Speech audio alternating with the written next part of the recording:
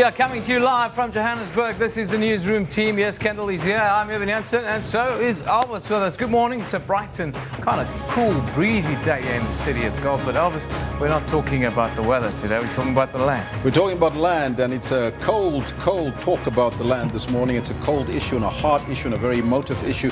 And that's why the Freedom Trust Plus leader said that if the land is taken without compensation, it could lead to civil war. Yeah, some called it reckless statements, warmongering statements. Caused a lot of unhappiness in South Africa in the last week, Kendall. People are tweeting us already because these threats of civil war that we saw in Parliament last week has caused a whole lot of unhappiness. Exactly. And just to remind you, the question that we're asking you is, how do you view the latest threats of civil war over land in South Africa? Well, this one from Nazim says, these are dangerous statements. Whoever made it must withdraw it. We don't need war in South Africa. # land expropriation. Barry Martin says, yes, the land issue can be resolved without bloodshed, and it's not about blacks and whites in South Africa, so respect other cultures too, says Barry Martin. Musim Khotane says, irresponsible comment and despicable at best and criminal at worst. And yes, the issue of land ownership needs urgent attention. Yeah, that one from Musi Mokotlani. Of course, we're also running a poll. We want you to vote on this because we need to understand how South Africa feels about this. Can we resolve the land issue without bloodshed? We ran it last week. We thought we'd run it again. And the numbers are fairly similar. 194 votes in here, but 72% are saying... Over 3 million South Africans referred to as neets or not in education or employment or training, and over 9 million South Africans are unemployed. Our youth are suffocating, and yet the ANC is too self-obsessed to realize it. Our youth... Elvis, and the numbers are fairly similar. 194 votes in here, but 72% are saying, yes, we can resolve this issue without bloodshed. Only 28% says we can go to war. But it's a very large minority that say we can go to war for the land. And that's... Today are fighting for economic freedom in our lifetime, not because it has to be a destination. It's a continued journey, because until we have our land, freedom means nothing. We will continue to fight unemployment because it is skyrocketing under the ANC rule. We will continue to fight inequalities because the ANC has no shame. During the days of the struggle, the ANC said liberation now, education later. And thanks to the sanity of the IFP and Presbyterians, we said education for liberation. If we can go back to those basics and focus on ensuring that we create the knowledge, skills, and expertise which our economy needs, and then for us to begin and identify scientific, technological, and innovative capabilities in our country, beneficiate around them, and create new economies, we'll be able to grow this education. Colleges of education must be reopened so that we've got quality teachers who can go back into our schools and give quality teaching. We are recycling ignorance. We've got teachers. Is this a new dawn for Springbok Rugby? Well, Siya Kolisi, well-deserved man of the match performance. It was one of the great performances, I think, by a modern-day Springbok, by Siya Kolisi over the weekend. Anyhow, this is the sports question. Tweet us on it. Me and Kendall will take a tweet later, and we'll talk about that also at the end of the first hour. But now, let's get the top stories.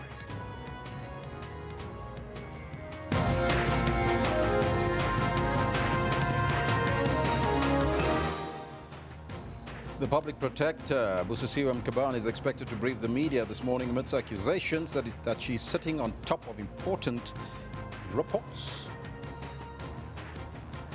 The Mineral Resources Minister, Mosebenzi Zwane, has defended government's revised mining charter despite objections and a legal challenge from the Chamber of Mines.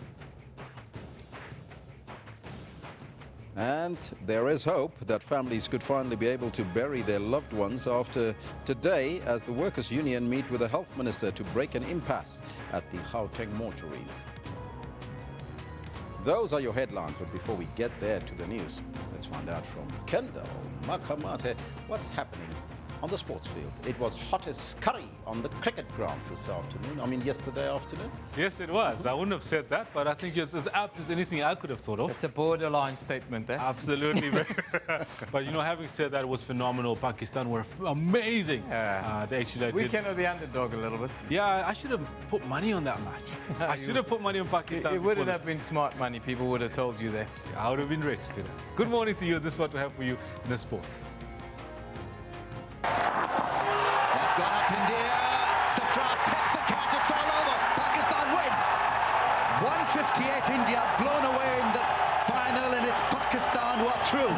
Over the line, massive win. Great scenes. A sublime Pakistan defied the odds as they crushed overwhelming favourites India by whopping 180 runs to take the ICC Champions Trophy. They were the better side on the day. Brilliant with the bat and exquisite with the ball. And Sarfraz, what a leader they've found in him. This for the U.S. Open. American Brooks Koepka claims a sensational 4-shot victory at the US Open, equaling the lowest winning score of 16 under. Koepka, a major champion. The Springboks, to a man, raised their game even higher as they thrashed a shored-up French side by 37 points to 15, winning the series 2-0.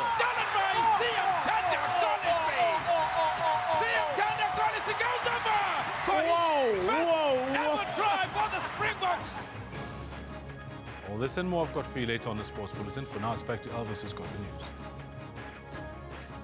Thank you, Kendall. Top story this morning.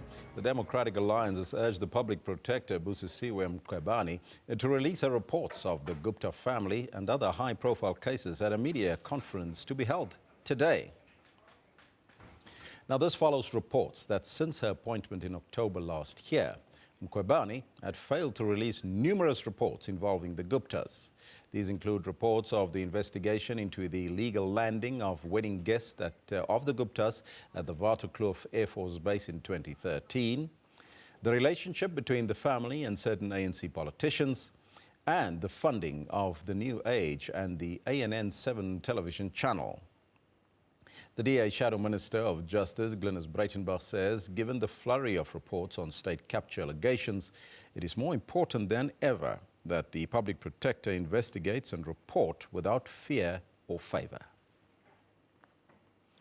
Mineral Resources Minister Mosa Benzezwane has defended government's revised mining charter despite objections and a possible legal challenge from the Chamber of Mines. Zwane says the changes are solely driven by transformation aimed at empowering black South Africans. The charter is a transformatory tool. Anybody who wants to argue in terms of the charter must say this tool is not transformatory enough. We have taken 23 years in this country to address the shortcomings between the first economy and the second economy, even in this sector. The charter seeks to ensure that ownership in this country, in the sector, is given to all the people of South Africa, especially the majority in this country who happens to be black. But how and easy will the process be? I mean, with a lot of BEE fronting that is taking place in South Africa, are you sure that the process will bear the desired result? Well, fronting is a crime now in South Africa. We are increasing capacity in the department. We will not tolerate any fronting going forward. Now, Chamber of Mines taking you to court. What's your response to that? We are happy to go and explain the processes to anybody who wants to understand the processes. But our take is that we should not treat legislative issues in South Africa and take them to judiciary system. We are the legislative part, and we need to be respected for that. All right. And the mining charter, Minister, in conclusion, how will it be measured if it is indeed effective? Well, we have timelines. Like we have given companies 12 months to top up from 26 to 30. What happens if they don't? We will enforce. We will enforce. We have capacity. We will continue to build capacity. We will just enforce. Now, if you think that the land issue is a topical issue, that issue about the mining charter is another one. You have to stay tuned here on Newsroom on Wednesday. We'll take on that topic and as a discussion point, and we await some of the role players to come to the studio to talk to us about the mining charter. Now, Nahawu says it is still open to negotiate with the Gauteng Health Department over forensic pathology assistance work demands at government mortuaries. Many bereaved families have been left frustrated because of the backlog in the post-mortems that haven't been performed. Meanwhile, the Health Minister, Aaron Motsoaledi, says a resolution could be reached today. It's families like these that have been most affected by the forensic workers' go slow, with little hope of ending the strike in sight. The department says it's working through the backlog with the help of the military health personnel. We also assisting families to do the death registrations through Home Affairs. It's assisting families in terms of giving them information, progress report on the autopsies and the rest. But talks have stalled between workers and the department. The union and the employer are due to meet. The issues raised are quite reasonable, and the MEC for Gauteng, together with the Director General of Health, have been leading the negotiations. I'm quite hopeful, very confident, that by Monday, I'm sure, the issues will have been resolved. The situation was so desperate for some families, they had to rush to the courts to have their loved ones' bodies released. Nozintombi Mia, SABC News, Johannesburg.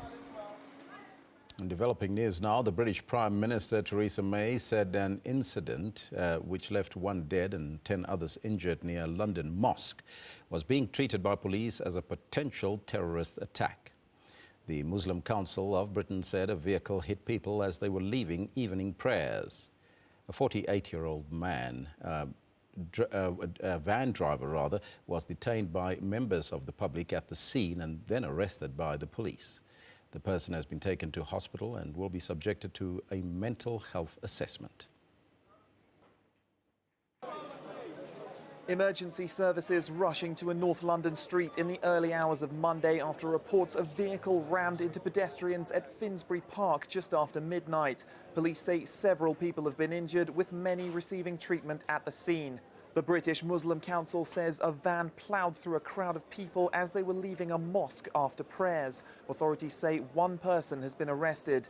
Britain is on edge after a series of recent attacks involving vans, including one earlier this month when Islamic militants mowed down 8 people. Meanwhile, in Mali, 4 assailants have been killed by security forces after an attack on a tourist resort popular with foreigners close to the capital, Bamako. The assault on the resort is the latest in a series of high-profile assaults by extremist militants in North and West Africa targeting locals and tourists. Up to 37 people were rescued from the luxury resort after assailants shot at them earlier in the day, killing at least 2 people and wounding more than 10. The assault comes after a similar strike less than 2 years ago on a luxury hotel in Bamako. The landlocked West African country has been fighting extremist militants insurgency for several years.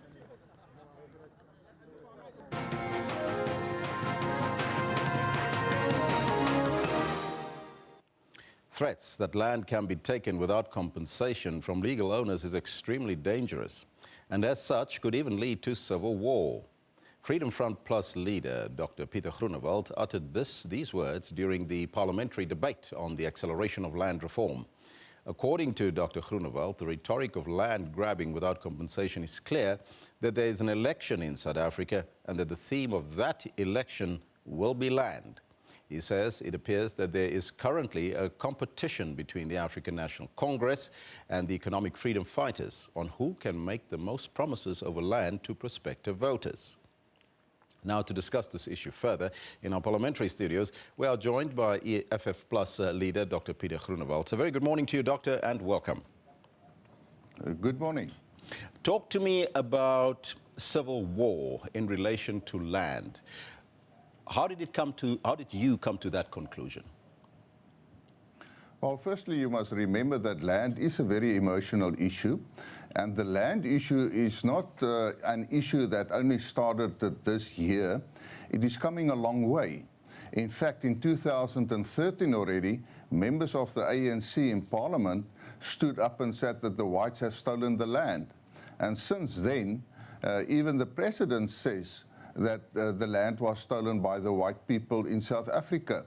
So, I mean, over years now, the whites are accused of stealing the land, which is just not true. They worked for the land, they paid for the land, and therefore I say it is a very emotional issue. And now you get people, let's take for instance the EFF leader, who said that I'm not asking you to kill the white people, not now. Now, what is he actually saying? That is instigating violence, specifically against white people. And that is actually nothing else than hate speech. Now, for over the years, white people have to listen to this allegations made against them. And I spoke to a lot of landowners, especially farmers, and they are quite clear that it is not a matter of just come and take my land or come and grab the land. And that's why I said, in a very serious note, that if anybody thinks that they will be able to just come and grab the land in South Africa, take the land without compensation, they're actually living in a dream world.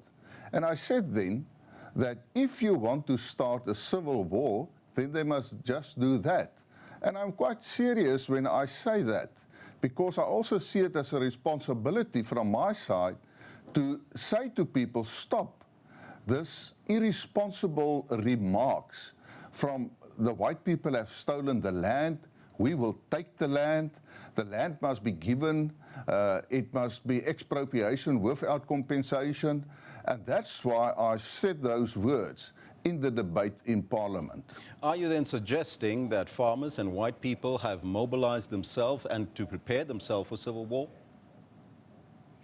No, I don't say that they have prepared themselves for civil war, but they are organized for self-protection. If you look at the spate of farmer tax in South Africa, the communities are organized to protect themselves. And you mustn't see it as an action from the landowner side that will go over to a civil war. It's a matter of they will protect their property. And I mean, if there are people who just want to take the land and just grab the land, then they will protect themselves.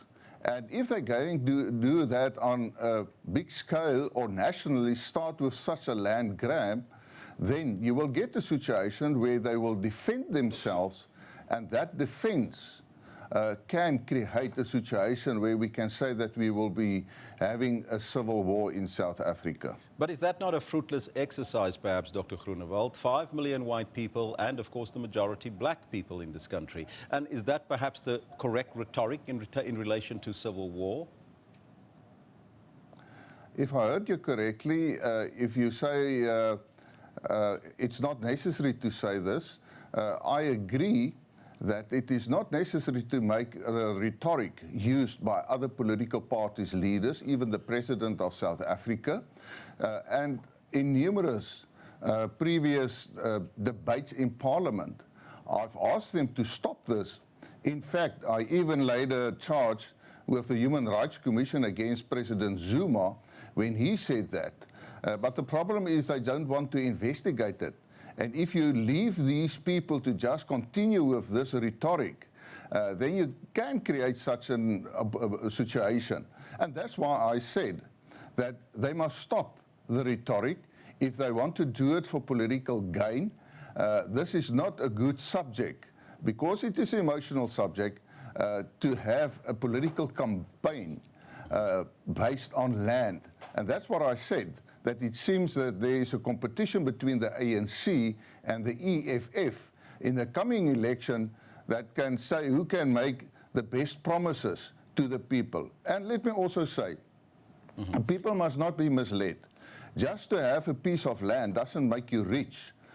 In fact, if you have land, you will have to work that land.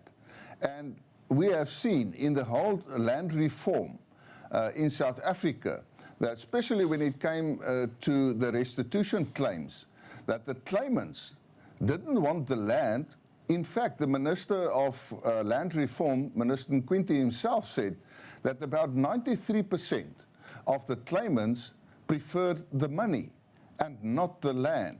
So I say that it is a political issue that is misused, and I'm asking those leaders to be responsible and to stop using this rhetoric of the white people have stolen the land and we will take the land, and to give it back to the people, and to say that I'm not asking you to kill the whites, not yet.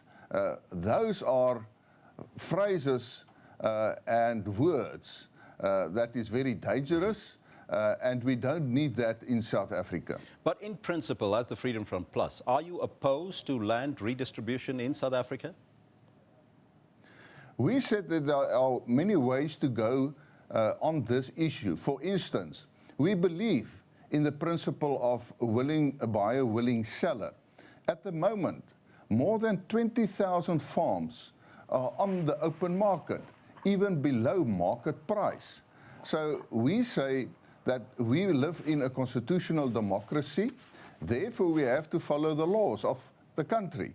And we say that if you use that principle, then those land or farms are available for less than the market value, which is favorable, and the government should use that opportunity.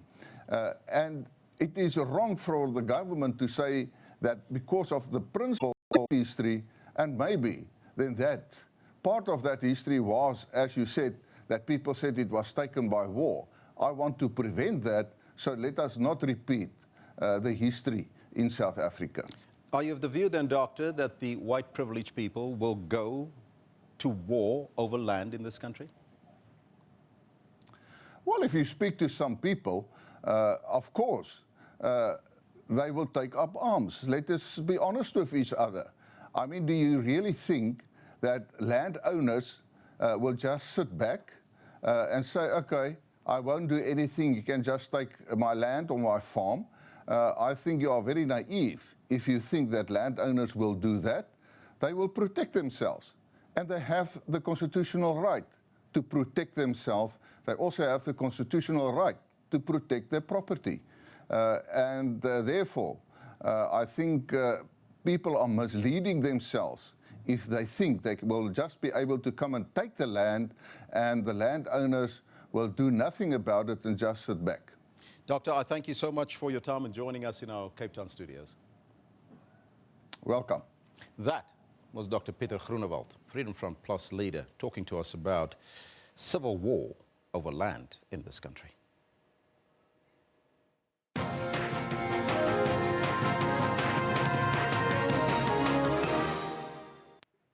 Yep, it's a very emotive issue, something that's got everyone taking part in the conversation, both around the fires and on social media here in South Africa. We're asking you the question today. Firstly, how do you view the threats of civil war over land and the redistribution of land here in South Africa?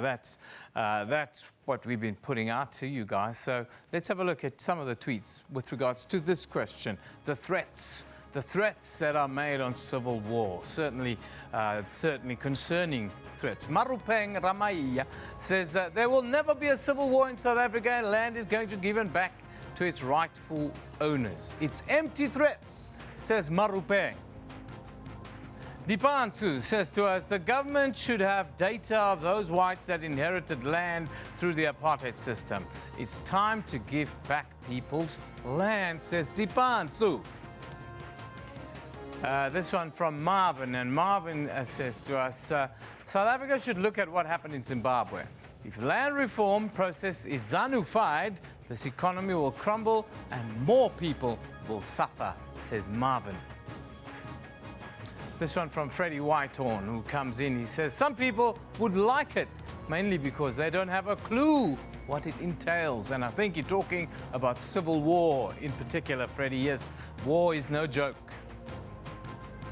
Nkosi Thomas says to us, very bad. The country have lost many lives, so civil war is not welcome. Let us dialogue about it.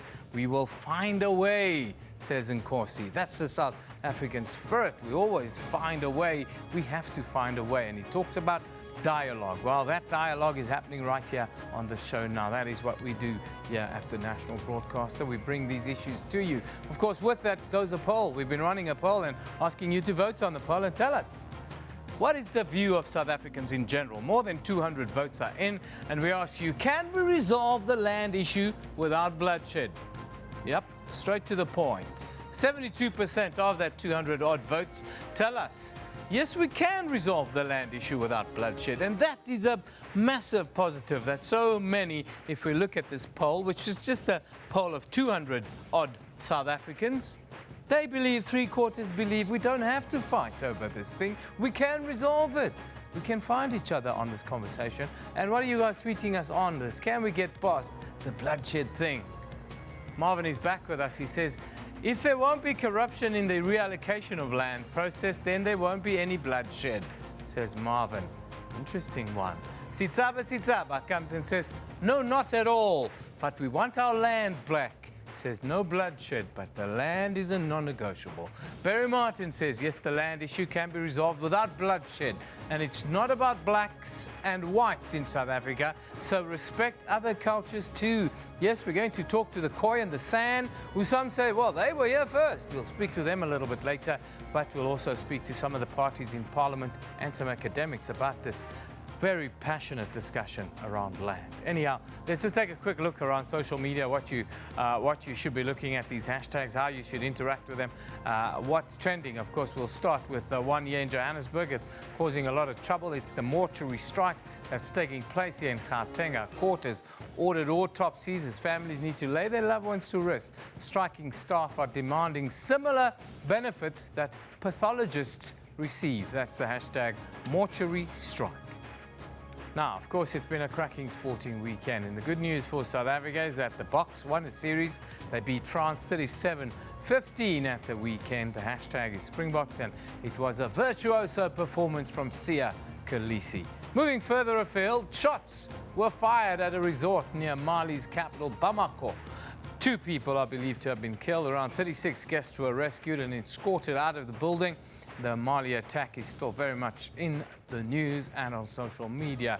Another attack that took place in London, although it is a suspected terror attack, it's not yet officially been labeled as such. The driver is said to be a white male, suggesting it was not acting on an extremist plan. The man drove a vehicle into a crowd of predominantly Muslims outside a mosque. 1 man has died and several others have been injured. That's the hashtag London attack. Moving to Portugal, South Africa is not the only one dealing with wildfires right now. A massive forest blaze has destroyed a large portion of land in the central region of that country. It's believed that around 57 people have been killed.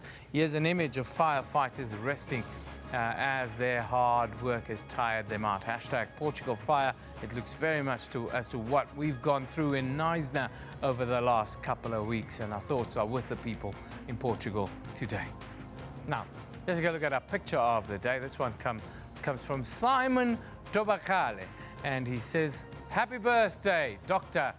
Thabo Mbeki. A man of great stature and intellectual standing. Of course, yesterday, June 18, was the birthday of our former president. Now, a comment of the day comes from Keith Andrews, a former Springbok man who packed out in the front row. And he says, the best game for Kolisi in the green and the gold, embodied all that was good on the day, hard, uncompromising, tough. Great series win for the Springboks. That was. A little bit later, I'll talk to Kendall about whether this was a false dawn. Of course, that's our sporting question. Are the Springboks really back? Tweet us on that question. I'll tell you, we'll talk about that before this hour is out, about 20 minutes time from now.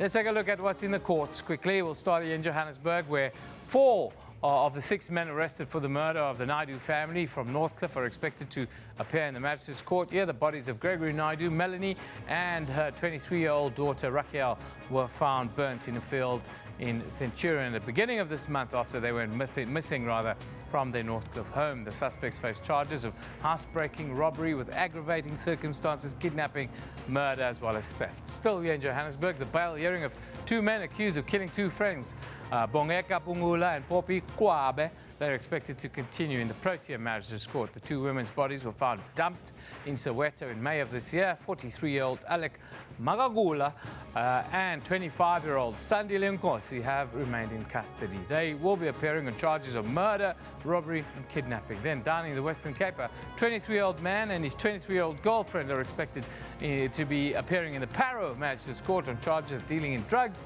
They were arrested last week during a sting operation in a house.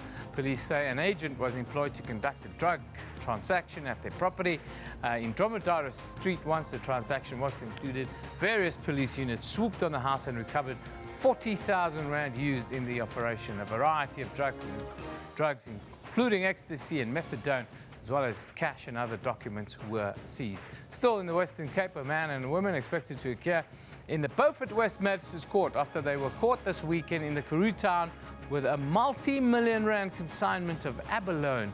Now, police searched a suspicious vehicle, a 5-ton truck, belonging to the couple and found 155 bags of frozen abalone, as well as approximately 20,000 pieces of dried abalone. Now, inspectors of the Department of Agriculture, Forestry and Fisheries confiscated all of this.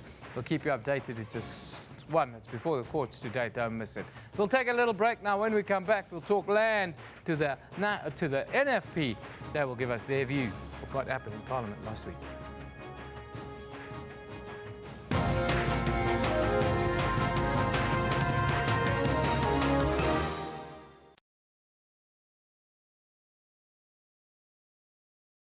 When you say let's go to Elvis for more, there's a clip. Remember that clip we spoke about? Which one? The short clip about the other people who called for civil war. I'm going to say it's not the first call. Yeah. It's not the first call. Because I just said it. Don't worry. I'll just link to it. I'll say that Stingers. This is not the first call, but the call by Peter Groenewald is not the first civil war call made this year. And then we lost. Okay. I'll just have it on the screen. Professor, no. Eben is doing that one, Durban. I'm doing Pretoria. Mr. Njabulo Kunjani.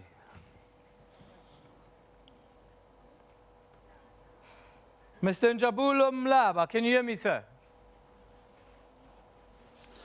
Yes, I can hear you. Fantastic. You're talking to Evan Janssen. We're in a break. I'll be coming to you shortly to do the interview. Professor Nasiba Tefo, can you hear me? Yep. Professor, it's Elvis Preston here. We'll be coming to you after the interview in Durban with the NFP, so you can also listen in to that interview with Eben and the NFP. Yes, indeed. Thank you, Thanks. sir. All right, good one.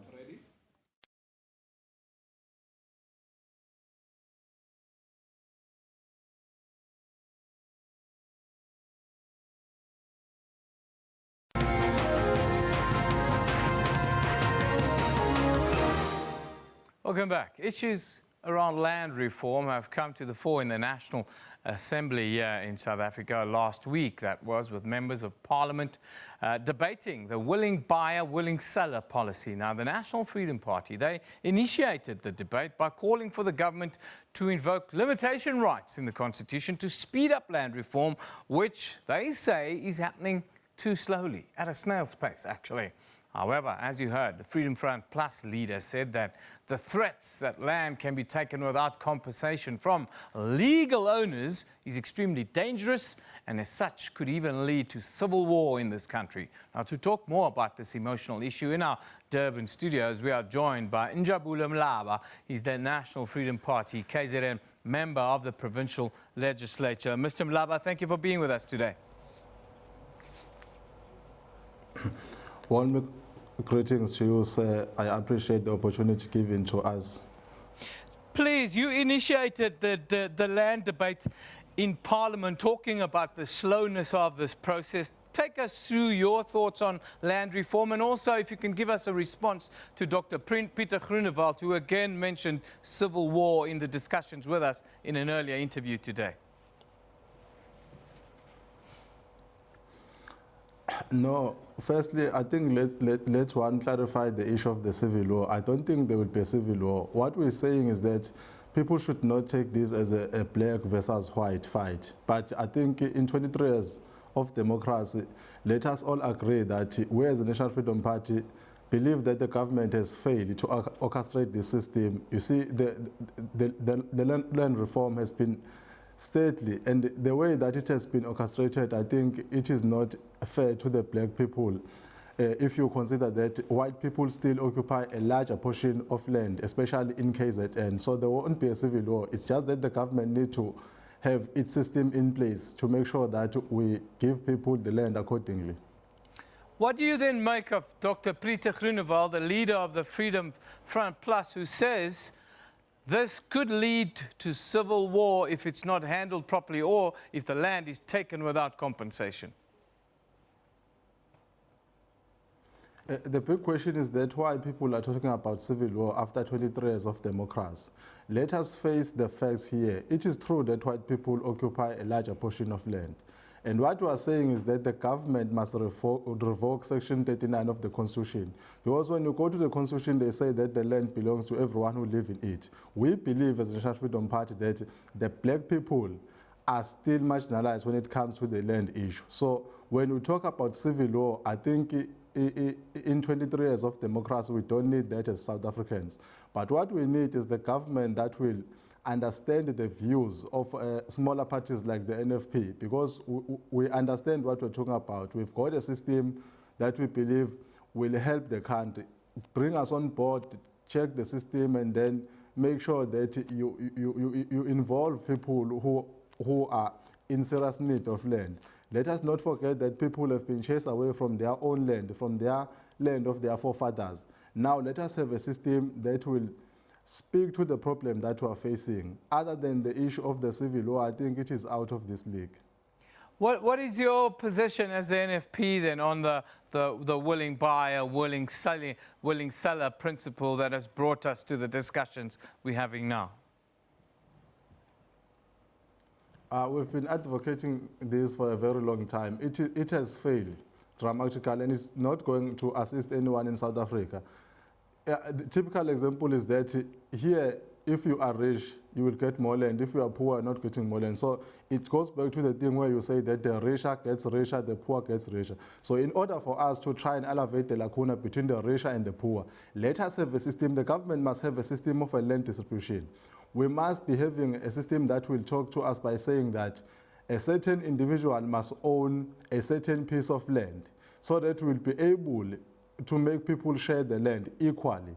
But when we say that people must buy the land, you mean that Unjabulo Mlaba will not have the land because I don't have millions on the bank. So it's a very unfashionable style that is not going to benefit us as Africans or as South Africans. But what we're saying is that let us have a system, a well-orchestrated system that will talk to the problem that we are facing. And that is why we are saying, and we believe that as the National Freedom Party, in 23 years of democracy, the government has been very slow in distributing the land. And up to now, the government has even failed to understand that by distributing the land, you are not only talking about farmers, because now it's like you're just talking about farmers. There is so much that is at stake. There's so much that can be done when it comes to land, except that you say people must be farmers. Do you think that the land issue is being pushed forward as an election principle for 2019? Yeah, I would say that it is being pushed forward. But the problem is that, you know, when we talk about facts, I think one of the harsh truth is that the ruling party seems not to understand what they're talking about when they talk about the land distribution. Remember that they've been in power for 23 years. That is why that we say maybe they are now taking it as a tool to campaign for it. But what we need to do is that the government, as the custodian of the policies and the custodian of the decisions that affect the South Africans, the government should sit down, engage sectors that believe what should be done to get the land system give people the land equally. Now, what we're saying is that, like where I come from, it's true that white people own a larger portion of land, but engage the people that are involved. Then you say, I've got a system that will say that people will share the land amongst themselves. Then you also involve your systems like the soil science, the land researcher, so that we know that when it comes to soil, this soil is conducive to what? Because, you know, when we talk about land, you've got minerals, you've got so many things. It's not just only farming. That is why I'm saying that the government need to come in place or need to engage people like us, the National Freedom Party, who understand what they're talking about when they talk about the land reform. I thank you for joining us today. That's Njabula Mlaba from the National Freedom Party. Of course, we're talking about land today. It's an emotive issue. Last week in Parliament, of course, the leader of the Freedom Front Plus came out and said land expropriation without compensation will lead to civil war. But this was not the first time a call for civil war around the land issue was made in South Africa this year. The history of land occupation in South Africa is properly documented over the years by our own people, by discoverers that crossed South Africa, by missionaries, and there are many records that can be consulted to determine exactly what happened. Now, the land that we occupy, we got in legal ways, ways that were accepted at that time. Firstly, there was a lot of land in South Africa that was not inhabited by anyone. And that land was occupied by the voortrekkers. Secondly, we bought land or exchanged land or got land as compensation for favors that we did for those tribal chiefs, and we even paid with goods or services.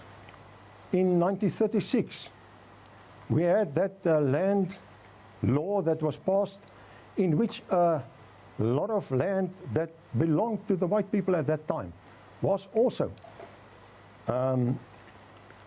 earmarked to be given to the black people, and it was bought out by the government, a lot of that, and it was handed over to the black people. So during the years, whereas in, say, 1910, roundabout, the black people occupied about 7% and the white people about 70% of the country. The situation has, in the meantime, changed drastically. Not the first call for civil war. Now, issues around land reform have come to the fore in the National Assembly on Monday afternoon, with members of Parliament debating the willing buyer, willing seller policy. The National Freedom Party initiated the debate by calling for government to invoke limitation rights in the Constitution to speed up land reform, which it says is happening at a snail's pace. The Economic Freedom Fighters has reiterated the party's controversial stance that land should be expropriated without compensation. However, the Freedom Front Plus leader, Pieter Groenewald, says that land reform is not failing because of the willing seller, willing buyer policy, but rather because of incompetent officials and corruption. Now, for more on this story, in our Pretoria studios, we are joined by Professor Lesiba Tefu from UNISA. Professor, very good morning to you and welcome. Good morning to you and the listeners. Now, you have been following this land debate for some time now. Is it going anywhere, though?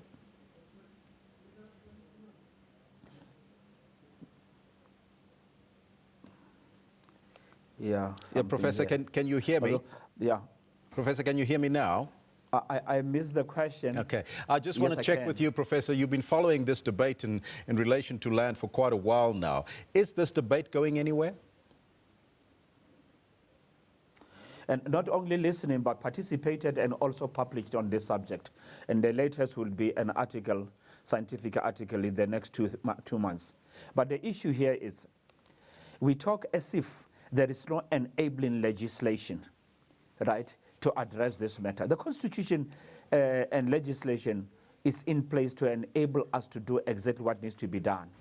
And it even goes further to say, if there is need the government can appropriate land and determine the appropriate fee that needs to be paid for that land. So you don't need reckless statements like land without a compensation, reckless statement like there will be bloodshed. Those are irresponsible statements. When they fail in parliament to convince one another, they mustn't play games that may end up leading us, the nation, into a situation where we may regret why we were where we are.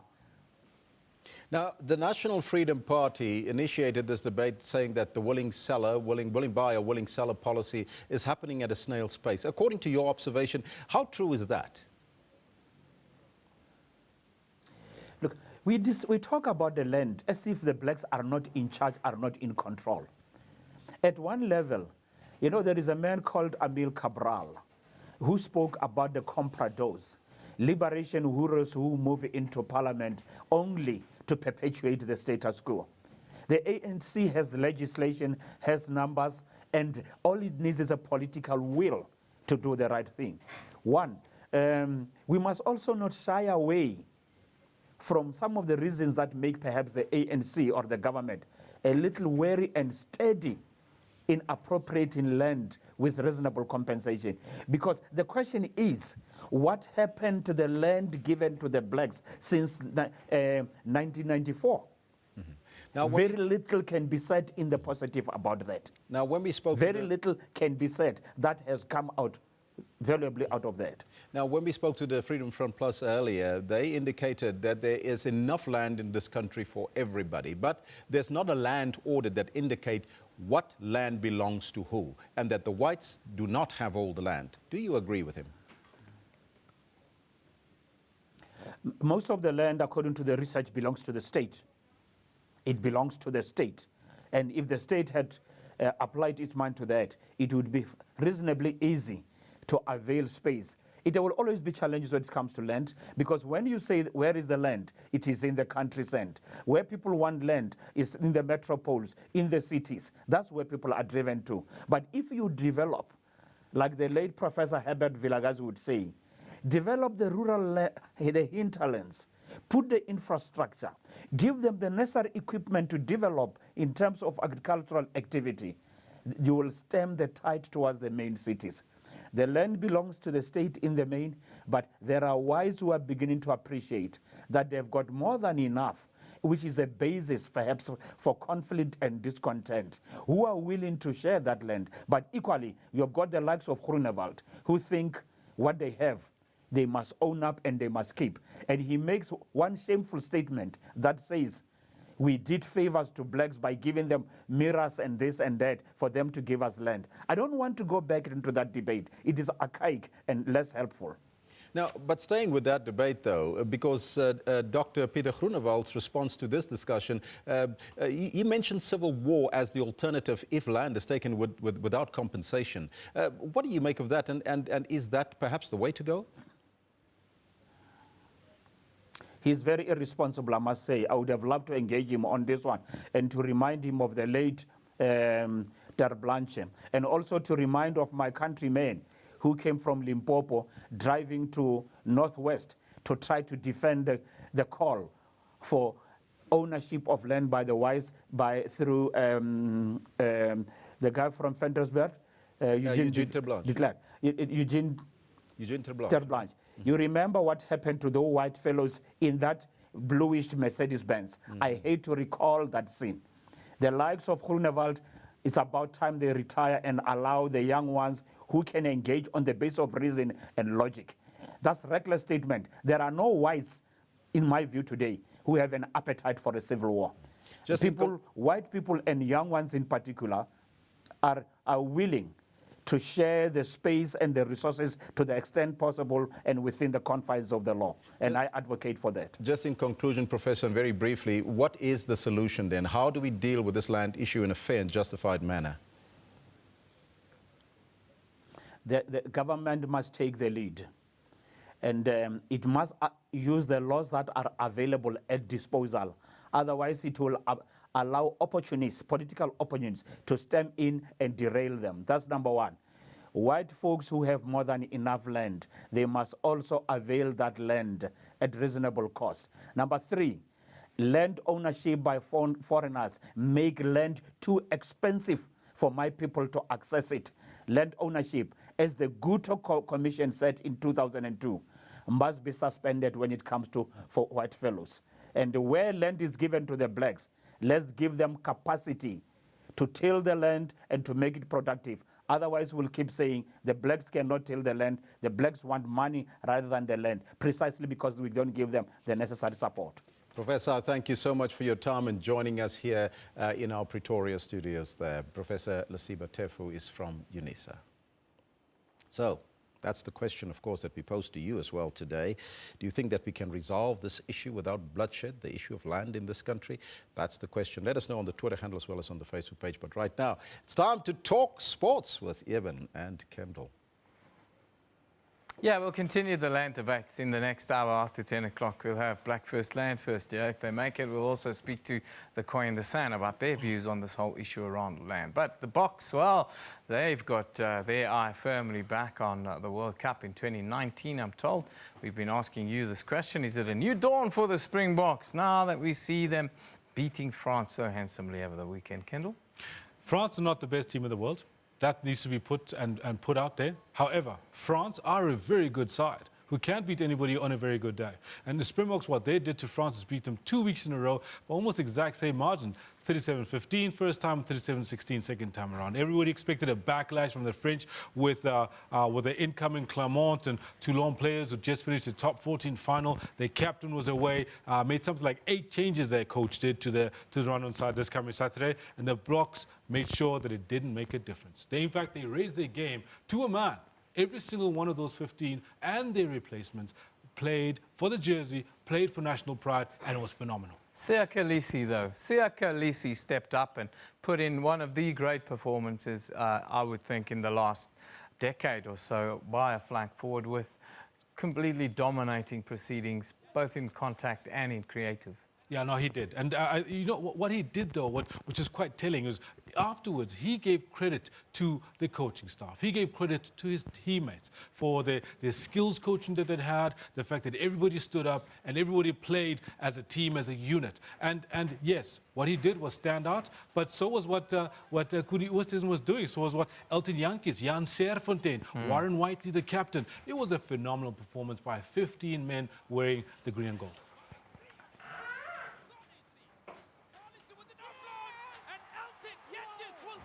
And that's the guy who nobody's talking about, but who's put in 2 virtuoso performances. Elton Jantjies, it's nice to see him taking charge of the Springboks number 10 shirt. Well, let's go over to Aswi now for the weather.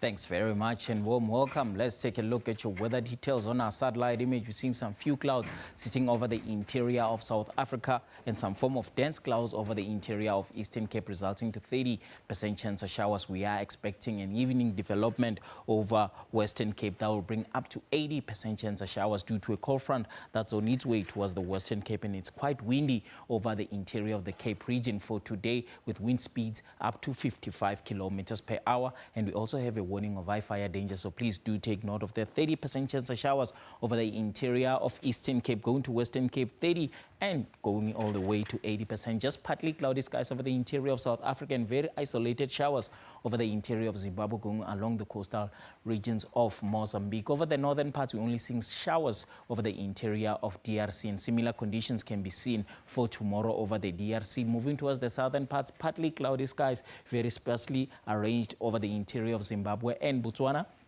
South Africa, it will be clear over the interior, but partly cloudy along the coastal regions and very isolated showers along those coastal regions. We've seen that cold front quickly exiting the subcontinent. A warning of high fire danger today over the interior of the Cape region. And remember, wind speeds up to 55 kilometers per hour. So please do take note of that. Along the coastal regions, gale force winds as well. Something to note if you are in those regions. Your temperatures will be at 22 in Bloemfontein, 20 for Pretoria, Polokwane at a maximum of 21 and 25 In Durban, Komani at a maximum of 24, 30% chance of showers expected. Going to Western Cape, up to 80% chance of showers expected in the evening today. Cape Town at a maximum of 15 and 16 for Springbok. If you are in Zimbabwe, do expect partly cloudy skies over the interior. Bulawayo at a maximum of 20 and 21 in Harare. Along the coastal regions of Mozambique, very isolated showers can be expected. Nampula at a maximum of 30 degrees, and we're seeing 22 in Gaborone. If you are in Walvis Bay, do expect 23, and Windhoek sitting at a maximum of 23 as well with sunny skies. That is all from the weather desk. Ndawiyando.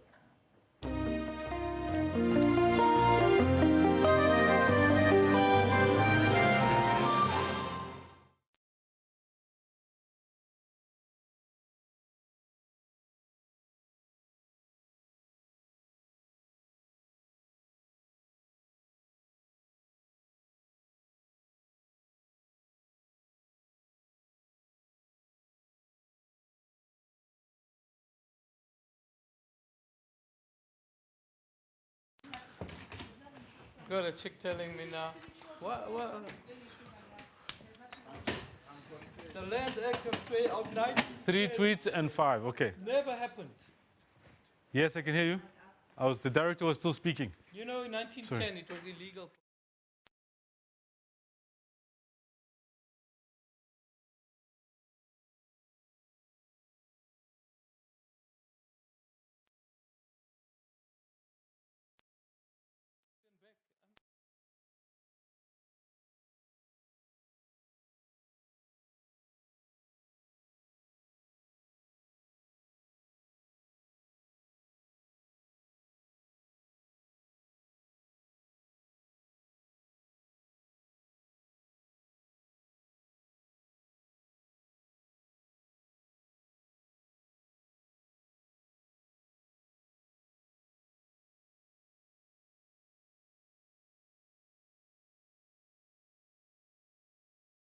But those are the seminal moments, and they're trying to rewrite history. Revision.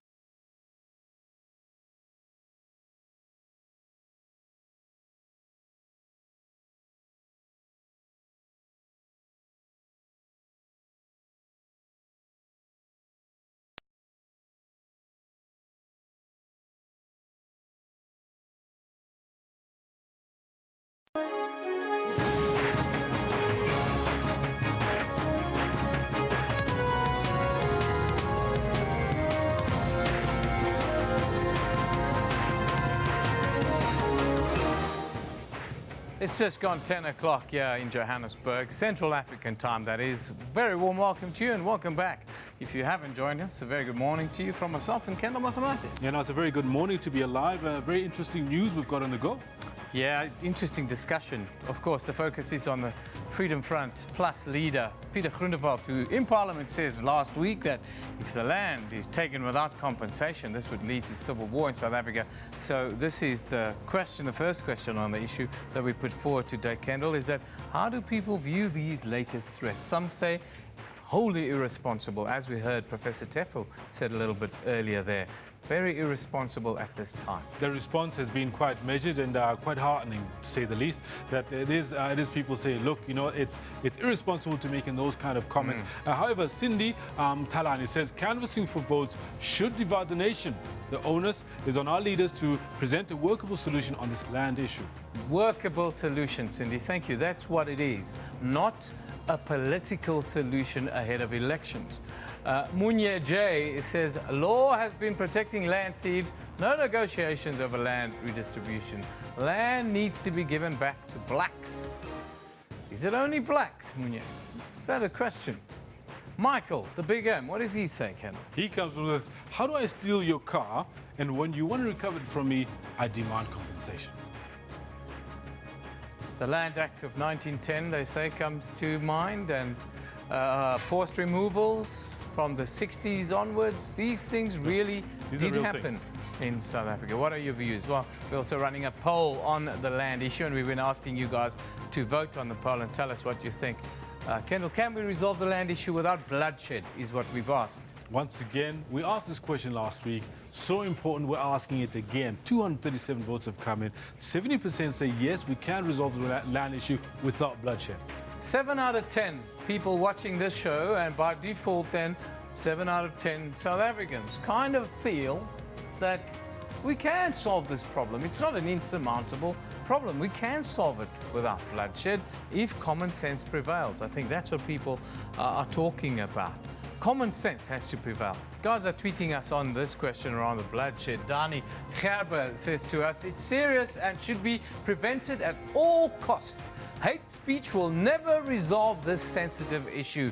Thank you, Dani. That is a very pertinent point that he makes. Absolutely. And Sipom Tembu says, no, I don't think so, however, because there are many issues to deal with in Parliament based on land, and Concord must also take part. Yeah, we have the constitutional frameworks to deal with these issues. That's definite. Ndivo Maginya also comes in with a war is not a solution to this. I believe solutions can come with negotiations. We don't need more bloodshed for our people. We certainly do not, Ndivo. Well, these are your tweets. Keep it coming. It's an emotional topic. We'll escalate this discussion shortly. But of course, we've also been asking you around the Springboks. We couldn't get the tweets in a little bit earlier. We asked you, is this the new dawn for Springbok rugby? Are we going back towards the top of the tree? Of course, we're down in 5th or 6th place in the rankings now. What are people tweeting, Kenneth? Well, let's see what they're saying. You know, one thing that I'm quite keen on is last week I spoke to the French ambassador. He spoke of sports diplomacy. You know what? One way that South Africa practices sports diplomacy is through the Springboks winning. Sikamo Ndiko says, I hope so. I hope the boys will keep the momentum going forward and become the great team again. I have no doubt we'll be great again. I just worry about when. Peter says to us, shouldn't be carried away. Thank you. All South African national teams only excel in friendly games. When coming to official games, nothing is shown. Tough criticism there. Now, South African fans are tough crowds. Peter Mofokeng says, we're moving in the right direction. Yes. World Cup trophy is the goal. Absolutely. That is right. The World Cup trophy is the goal. This one from Michael, who says, it looks like it, but I'm not 100% convinced, but at least it looks like we're getting somewhere. Yeah, let's not get ahead of ourselves. This was not a great French side. It wasn't, if we're honest with ourselves. Anyhow, these are your tweets. Is there another one? Oh, there's one more from Peter. Yeah, Peter carries on saying the same France can eliminate Springboks at any given time in a competitive cup. So no consistency there. Keep it coming, guys. This is the Newsroom show. This is what we're about, interacting with you at home. Right now, time for us to take a look at the top stories.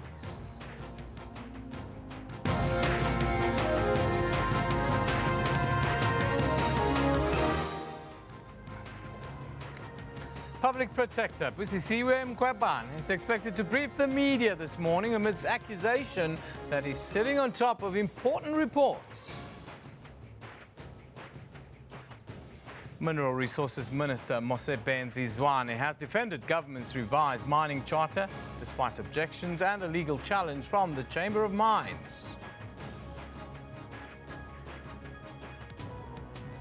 And there is hope that families finally be able to bury their loved ones after today, as workers' unions meet with Health Minister to break an impasse at Gauteng's mortuaries.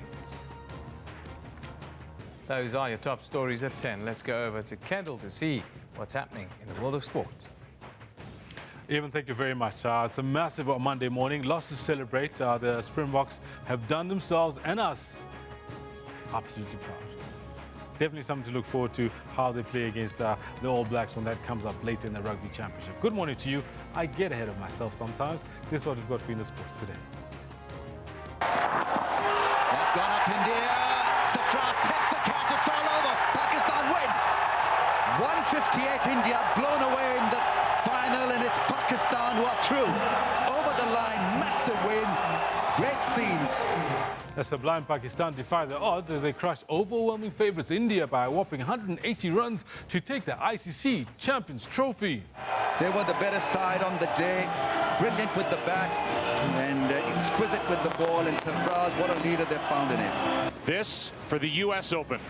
American Brooks Koepka claims a sensational 4-shot victory at the U.S. Open, equaling the lowest winning score of 16 under. Koepka, a major champion.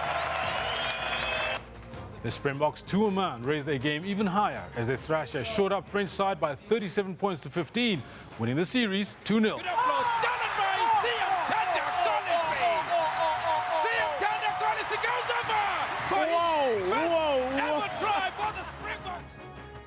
All this and more later on the Sports Bulletin. I'll also be chatting to Jody Hendricks, an analyst, on how they went on Saturday. All this and more at 10:40. For now, it's back to Evan, who's got the news. Yeah, thanks, Kendall. This is our top story right now. The DA has urged the public protector, Pusisiwe Mqwebane, to release the reports of the Gupta family and other high-profile cases at a media conference to be held at some point today. This follows reports that since her appointment in October of last year, Mqwebane had failed to release numerous reports involving the Guptas. The DA's Shadow Minister of Justice, Glenys Breitenbach, says given the flurry of reports on state capture allegations, it's more important than ever that the public protector investigates and report without fear or favour. Meanwhile, Mineral Resources Minister Mosebenzi Zwane has defended government's revised mining charter despite objections and a legal challenge from the Chamber of Mines. Zwane says the changes are solely driven by a transformation aimed at empowering black South Africans. The charter is a transformatory tool.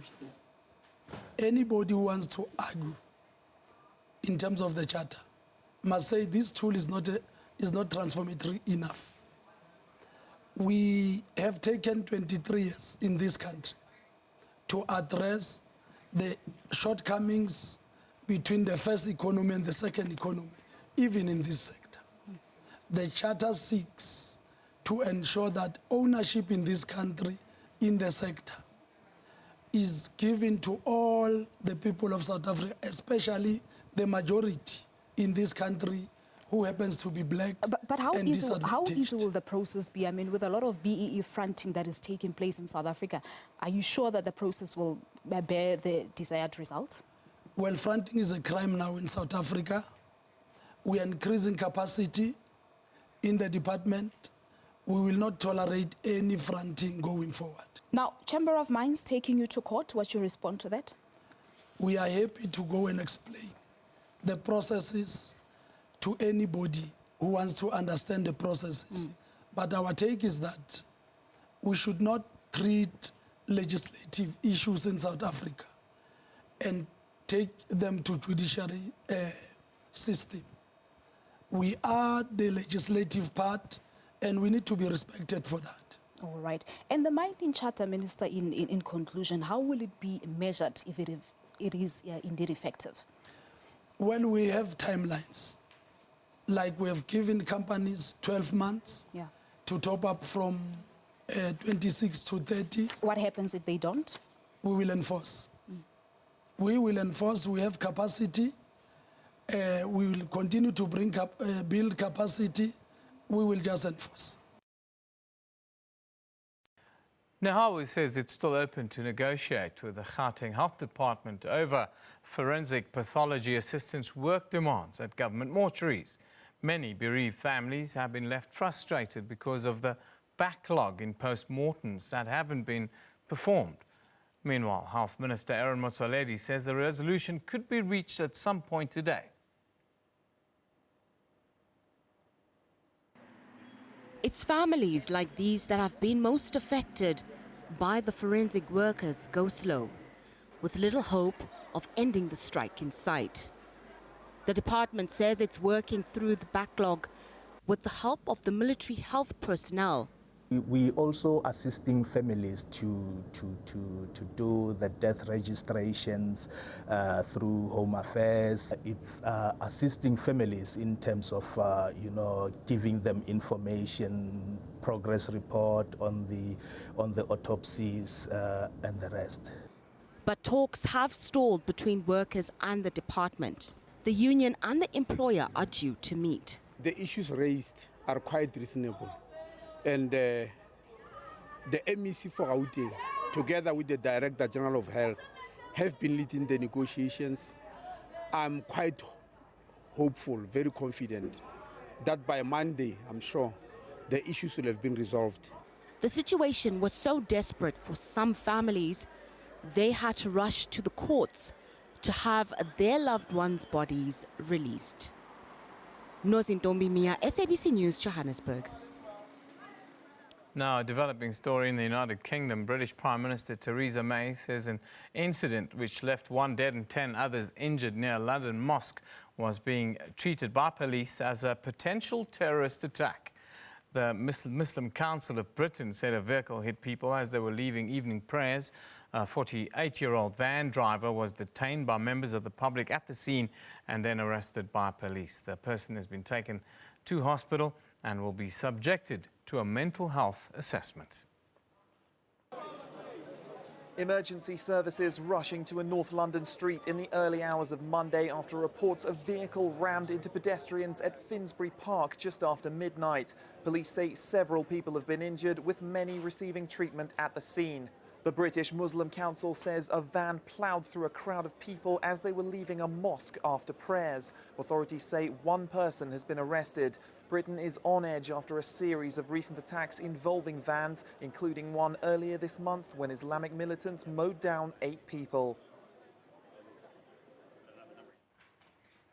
Meanwhile, in Mali, 4 assailants have been killed by security forces after an attack on a tourist resort popular with foreigners close to the capital, Bamako. The assault on the resort is the latest in a series of high-profile assaults by extremist militants in North and West Africa, targeting locals and tourists alike.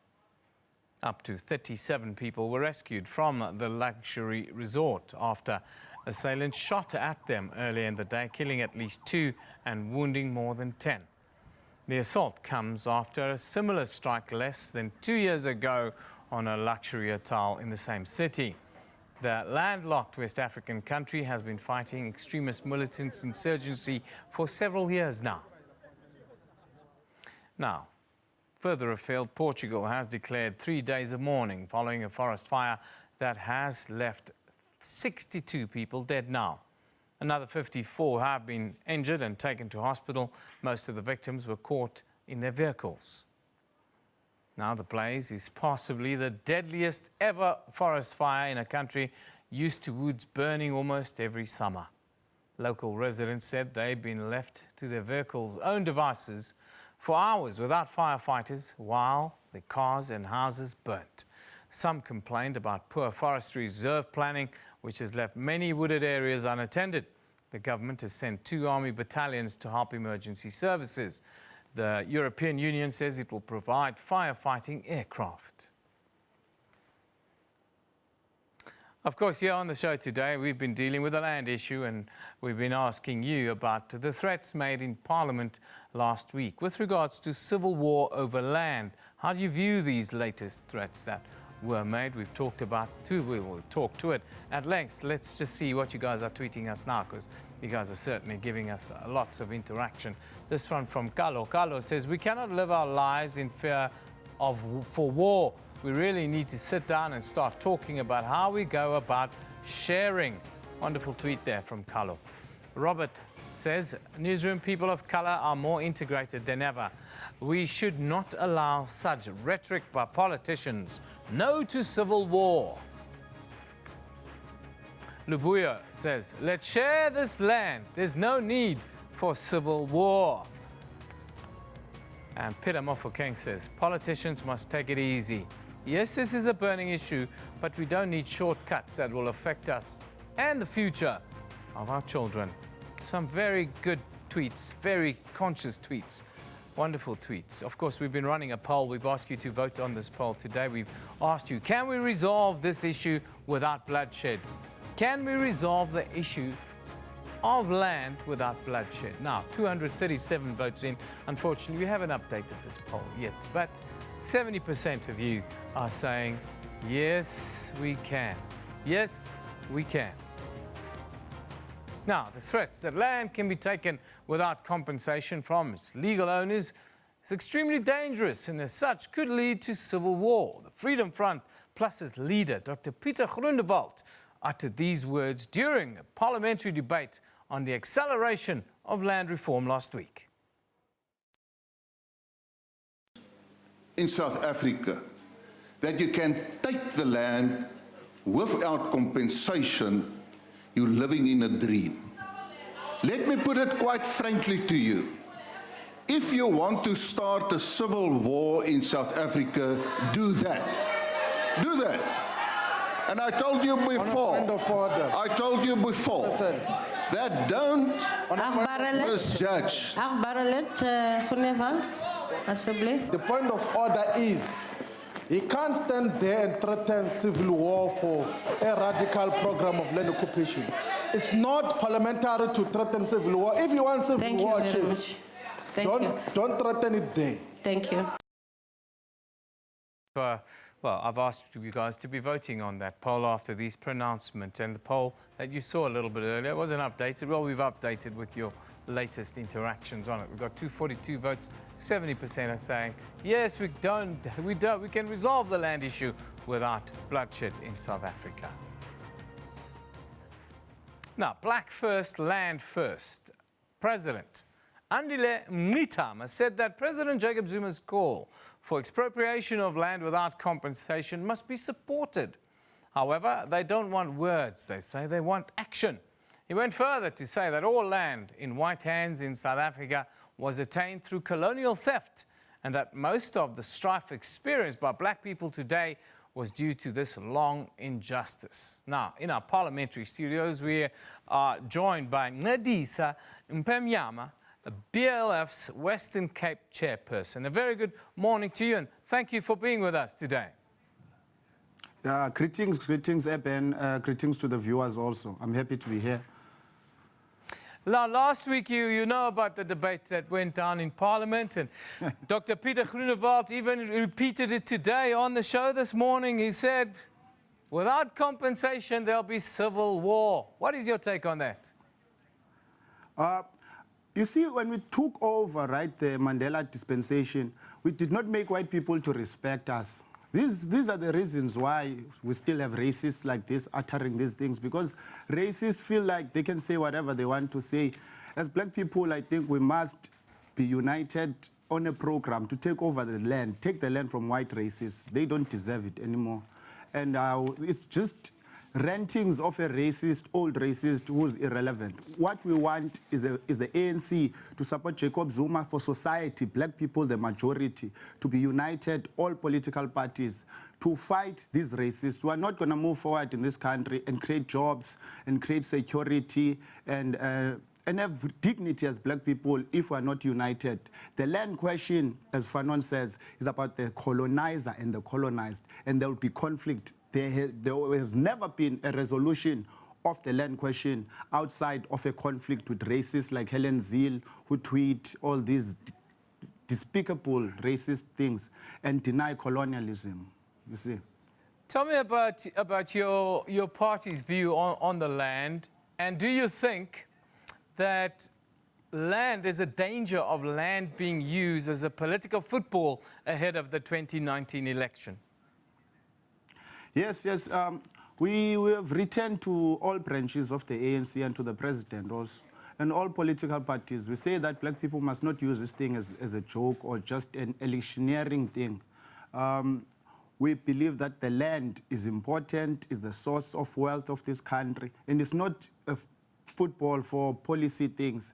We've made proposal that, amongst many other things, they must make it policy, especially the ANC, that land expropriation without compensation must be a policy position, so that we don't have a situation where the president of the ruling party says this and then the other faction says this. We want a united, consistent voice on the land. That land must be expropriated without compensation. Section 25, the property clause, must be changed to give black people land so that we can be a dignified people who don't get undermined by racist, ranting, fascists like Groenewald. We don't even know what he's doing in parliament, that man. But of course, they talk a lot there. I think as young people also, we must take over political movements and parties and make parliament a vibrant space to discuss the things and make it a people's place. You see, when I was coming here, I was asked an ID like I'm some alien, because this country still operates like a colonial country. We want that to change. And part of it is getting the land and taking power societal power from white people so that they don't become racist. The reason why we have racist rants, white racists threatening us here in this country is because we have not taken the land and humbled them like Mugabe did in Zimbabwe. We support that land program of Zimbabwe, even though it came under attack, because it humbles white people. White people are not humble in this country because we have not taken the land. I just saw Diane Kola Barnard here, the racist of DA, who looks like Dolly Parton. She is not humble because she is a beneficiary of land theft, and we have not taken that societal power from them. We're saying the ANC and black people and black political parties, we can disagree on many things, but we must agree on the land and changing the constitution and humbling white people who don't even make up 10% of the population. Now, Ncedisa, I hear what you are saying, and you spoke about Zimbabwe a little bit earlier, but we know about the external forces that broke the economy of Zimbabwe. If we go down the same route, don't you fear for the South African economy and then, in the end, for the poorest of the poor, being black South Africans, that will be suffering at the effects? I don't think that you can challenge such powers and not have them fighting back. You see, and terrorizing the economy. But also you can't have a situation where you are fearful, right, of them collapsing your economy. You must make a decision. That's why we have leaders of society. If you are a leader of society or you think you are the political party that leads society, you must teach the people that we are going to go through turbulence because these people are going to attack us. I don't think you can have the land being returned without black people paying for it because they don't have money and not be terrorized by Western powers, Western imperialist countries, and have a situation like the one of Zimbabwe. There is no resolution of the land program without us going through a traumatic experience like that. I've been thinking about this since I've been an adult. I can't see any other route. We must go through this painful process so that we can emerge on the other side. There are reports that Zimbabwe economy is recovering and black farmers are producing better than even the commercial farmers. So it's a process that we must go through as we mature as a nation. A nation that has not dealt with the land question will forever have all these social problems that we have. That process, that painful process, Ncedisa, that you are talking about, does that include civil war? And are you prepared to take up arms against the likes of Dr. Peter Groenewald? As BLF, we are saying we want freedom by any means possible, any means necessary, like Malcolm X said. And that's the process. If needs be, we are willing to go. We are not afraid of white people. If we organize ourselves as black people and unify on that, we can defeat white people. They don't make up 10% of the population. It's because we have not done the right things when we took over. This is the part that, as young people, who are trying to understand what happened in '94. We were small, we were kids.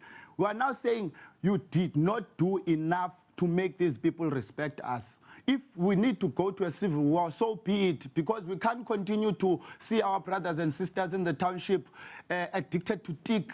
I come from Delft South.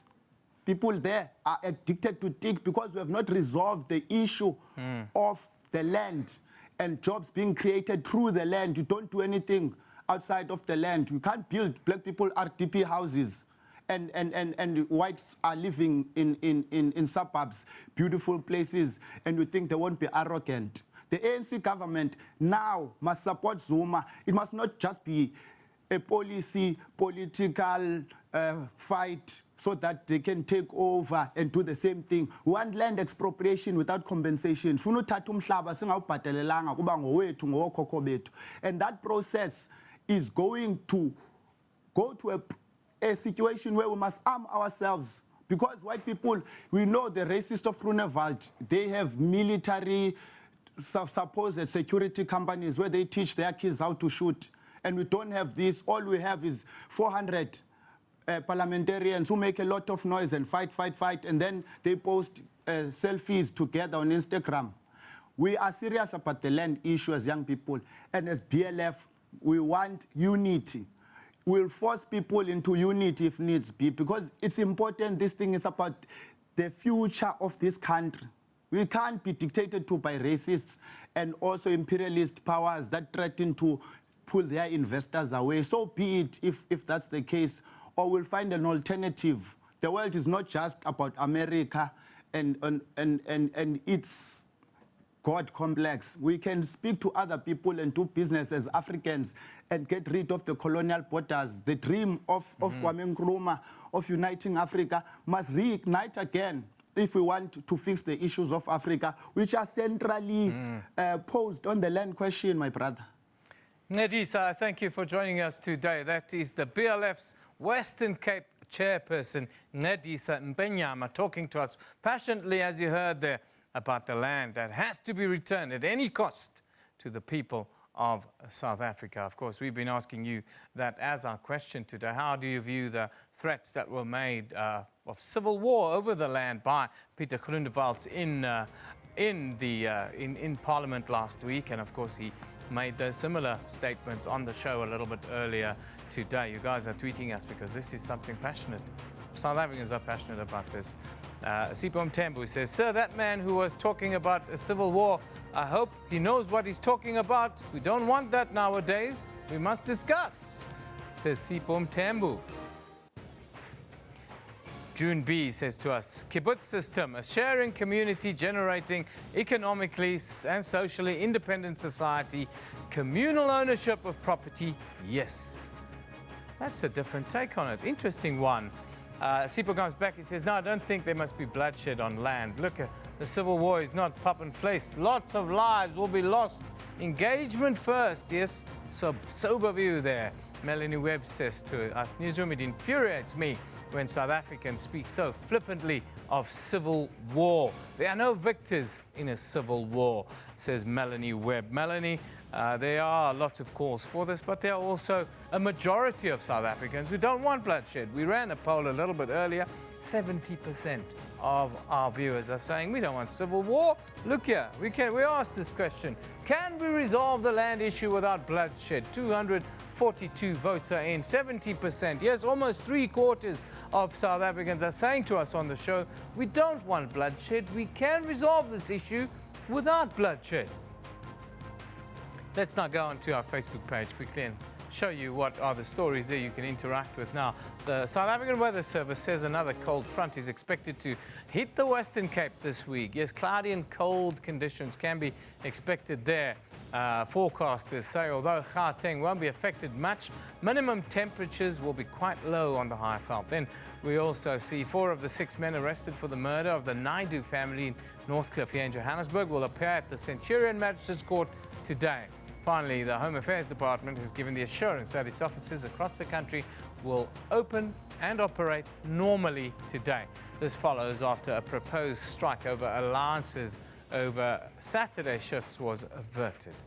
Those are the stories on our Facebook page. You can also go to sabc.co.za/news and you can interact with some of the nice polls we're running. Also, some of the blogs you're running, you see those blogs on the bottom of our screen. Go and interact with the content there. We've had more than 100 million views on our website over the last 10 years, I'm told. Let's go to the front pages now elsewhere in the world. In New York, the Wall Street Journal reports that forest fires raging through central Portugal have now killed at least 61, some say 62 people. A death toll that official says expected to rise as firefighters battle 6 major fires there. Then, in China, the South China Morning Post says one person's been arrested after a vehicle hit pedestrians near a mosque in North London, killing 1 and injuring scores of others in an incident the British Prime Minister Theresa May called a potential terrorist attack.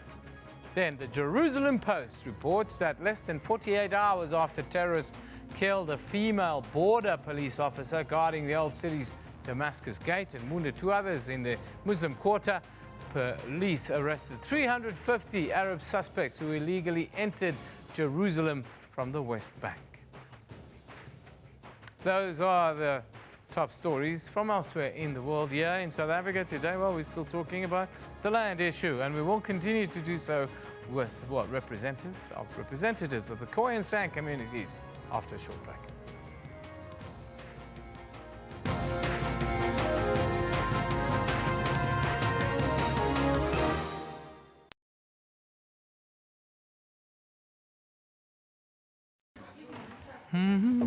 The setup shots. Yep. Got there? Whew.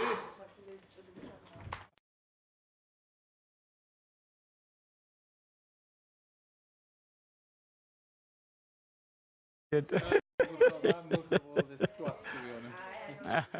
know, they must just give it back to the people that they found here.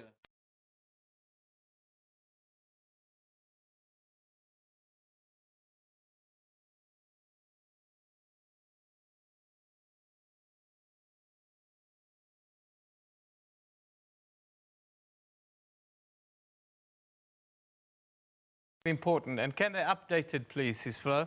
I have to beg for the updates periodically. Thank you.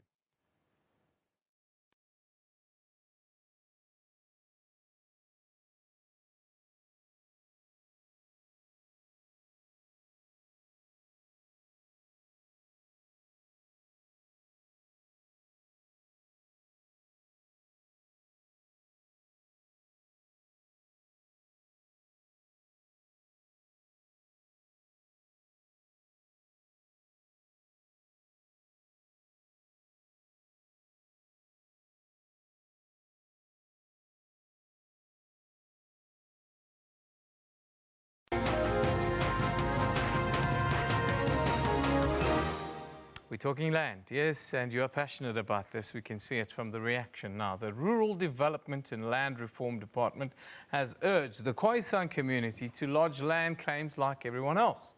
This follows claims made by the Khoisan that their land has been taken away in violation of their human rights. The Khoisan community made allegations during the Human Rights Commission hearings held in Johannesburg last year. The communities claim they have no access to land, including basic services. However, the Department of Rural Development and Land Reform says people who lost their land from June 1913 have just over 3 years left to lodge a claim with the department. Now, I'm joined in studio by the chairperson of the Gauteng Khoisan Council, Mr. John van Rooyen. Mr. van Rooyen, nice to have you with us today. Good morning, and good morning to your viewers. Thank you so much for the opportunity, Eben. Before we talk about the issues with regards to the Act and the process and all of this, let's talk about the threats that we've seen being made, loose threats. Some are calling it civil war. Others are saying, let's go the route of Zimbabwe. There has to be pain in order for us to grow as a nation. How do you view what's happening with regards to the conversation around land? Isn't it strange, Eben, that white people, through Pieter Groenewald and them, and African people, which the correct term is, without being derogatory, the Bantu-speaking groups, because I think there's an issue around African and the definition of African. But for the sake of this discussion, can we say Bantu-speaking groups that came from the north, southern Cameroon, that came down to South Africa, through Black First, Land First, and through the EFF. So they're making, all of these guys are making the right noises, but for the wrong people, because the land doesn't belong to Pieter Groenewald and them. It never belonged to them. When he came over there, his forefathers came here in 1652, and prior to that, Bartholomew Diaz came here in 1488. They didn't come with ships loads full of land, and then came here, deposited the land, and lived on the land. Black first, land first.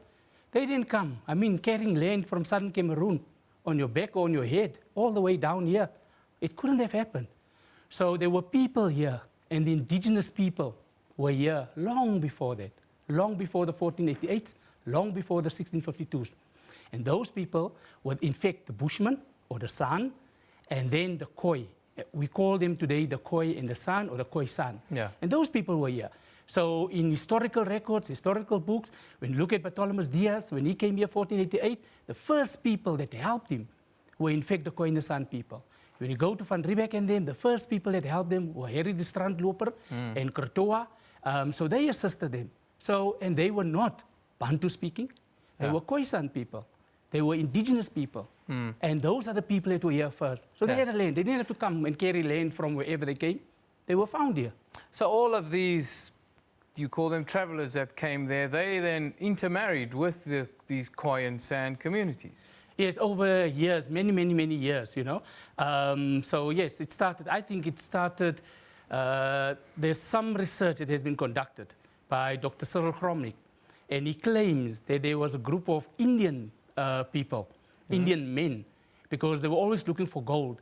And apparently they came to Southern Africa around about the year, say about 2,000 years ago. And they then were almost one of the first group of people that intermarried with the Khoi and the San people. But also in 1488, Bartholomew Diaz had shipwreck. And so the ship came out in Mossel Bay, and they were almost dead. They almost died. And obviously the first people that were there were the Khoi and the San people. And they gave them indigenous plants, indigenous medication, and some of those men were left behind because they were too ill.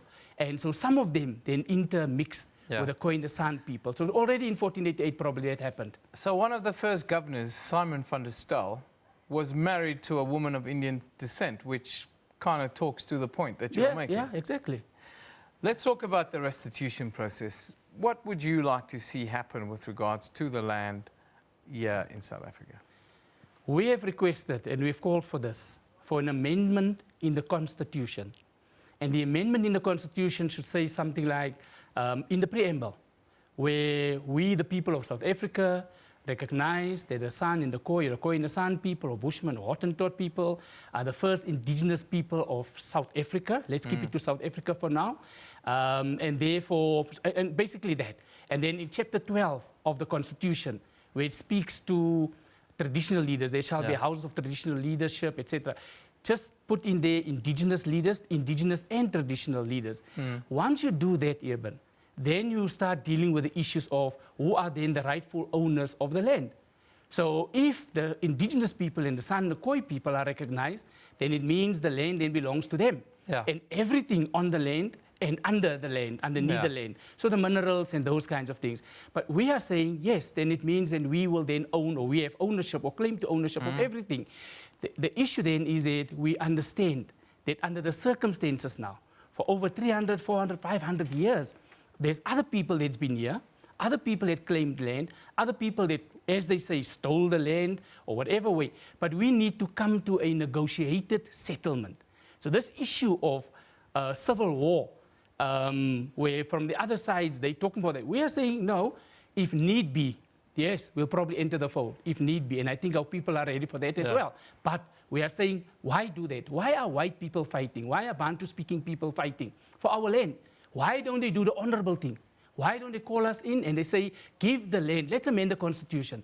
Let's acknowledge the Khoi and the San people as the first indigenous people of South Africa, which means the land belongs to them.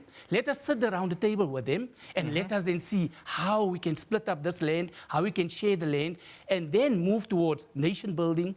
Then we move towards the true and the real nation, rainbow nation that Tata Madiba was talking about all along. Then I think we can move in that direction. What would you like to see with the land once that restitution process is over? Do you see a communal benefit of the land, and do you see communities being developed on this land to help with this process of social cohesion that we're finding so difficult here in South Africa? Yes, indeed, Evan. It's not just about getting the land, but I mean, and I think this is the issues that the Afrikaners raised. That every forum and agri-forum, they've been raising this, and I think Peter Groenewald and them are also raising that, and that's their concern. That how do you give vast pockets of land to people, just for the sake of having land, and nothing happens. So we need to turn the land into productive land. We need to turn it into what if we can call it radical economic transformation, but also of the land. Let us do that as well. Let us ensure that we then now become the hub of the African economy and the world economy, where we can supply them with enough maize, with enough rice, with enough food, and we have the opportunity to be able to do that. And yes, we do have some of our people that got land back previously, and they are now farming. There are successful farmers. The drought has caused a bit of a problem in the Northern Cape, in Free State. But besides that, they are doing that. They're doing subsistence farming, they're doing farming, and we also have indigenous medicine, indigenous plants, and we want to then utilize that to turn that into economic opportunities and make it economically sustainable and viable for our people, for our communities, and for the whole of South Africa, not just for the so-called colored people or Khoisan people or indigenous people, but for everybody in the country. Are we going to resolve the land issue without bloodshed, do you think?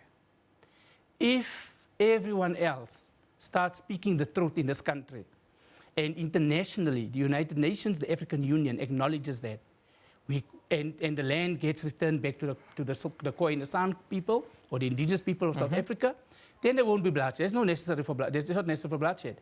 But if these two groups are going to fight over our land, we will have to enter the fold as well at some point in time. Then there will definitely be bloodshed. Mr. Van Rooyen, I thank you for joining us today on the Newsroom show. That is the chairperson of the Gauteng Khoisan Council, Mr. John Van Rooyen. And of course, we're talking about the most emotive of all issues in South Africa, the land. And we've been running this poll, Mr. Van Rooyen. We're talking about, can we resolve the land issue without bloodshed in South Africa? Interesting, 260 votes are in, which gives you a fair view of what South Africans are thinking. 70% are saying, yes, we can resolve this issue without bloodshed. Yes, I agree. And maybe the poll should ask, should we give the land back to the Khoi and the San people?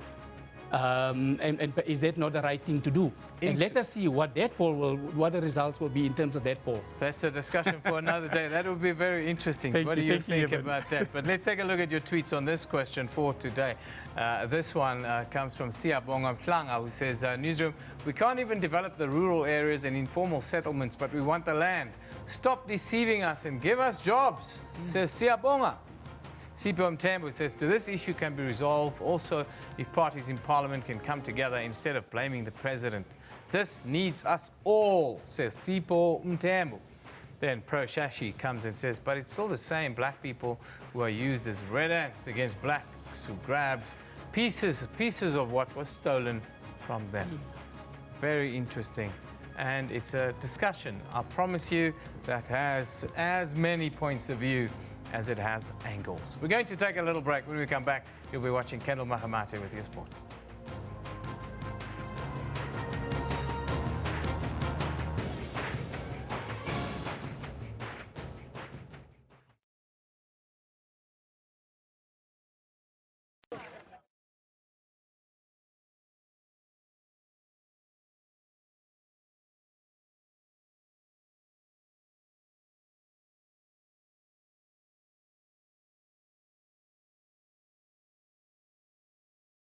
Teams veel kwijt, hè?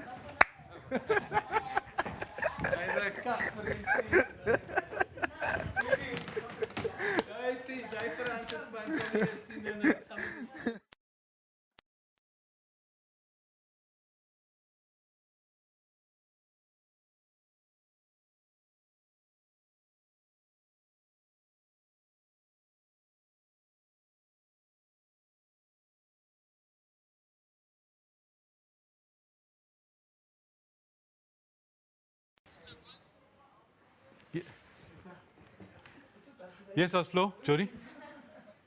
Go. Yes, Oslo. Yes, Oslo.